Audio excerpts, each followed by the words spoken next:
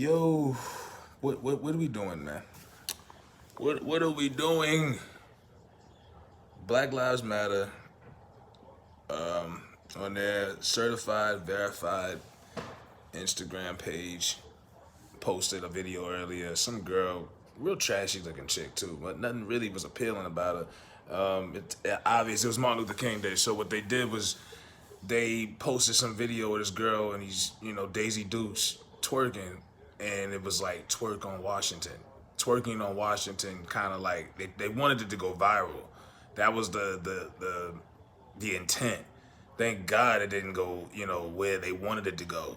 And the thing about it is you gotta, and it's in poor taste, you know what I mean. But the thing about it is you gotta look at who's in charge.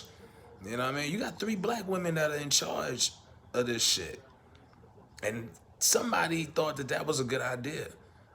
You know what I mean? Now we live in an era where you see party flyers with Martin Luther King face on them, and they'll put like Photoshop stuff like him at the march on Washington with him pointing in the air, and they'll put like a girl bending over in front of him, and niggas been doing that for years. You know what I mean? The little funny, silly shit like that, but. In this case, you know what I mean, this is a professional organization that's supposed to be for the betterment of black people, and similar to NAACP, it's a big fucking front. Let's just call it what it is. You know what I mean? They raised all that money last year. What has your community changed? Has anything? What have they done for black folks? For us, all that money they raised. You know what I mean? It reminds me of that scene in Menace to Society when MCA was like, "Yo, who got snaps on the Petro?" And they was like, he was like, "Man, y'all niggas slinging all that shit in the hood and y'all ain't got no." That's what this is. Where is the money? Show me the money.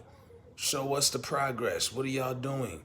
And this is the organization that took everybody's bread, selling T-shirts, selling this, selling that, and you get nothing. It was a big front for the Democrats, and this girl was up here twerking, and they wanted in front of a white audience too. It was mainly white people walking around. Out there. I was surprised there was no like march or anything because, well, never mind. There wasn't gonna be any march probably organized because of the whole, the white thugs. The white thugs is on alert. The white thugs is coming to DC tearing shit up. So they didn't have anything this year to honor, Martin Luther King. They probably normally do, but this was their way of honoring Dr. King. Like, really? Like that, Dr. King is rolling in his grave. If that's the case, you know what I mean? And like I said, if you're gonna get a woman to do it, get a woman that look better than that. That was not a good look for BLM, man. A lot of people, even some of these people that be capping for him and always supporting them, giving all they can. They even like, yo, man, we can't. And the crazy part is, so they uploaded this mid-afternoon. It's still up. You go on the Instagram if you got it. Go on the post on BLM Instagram, and this shit is still up, bro. The only reason I didn't post it is because I didn't want to get caught up with no copyright. Some girl got her bum ass song in the background.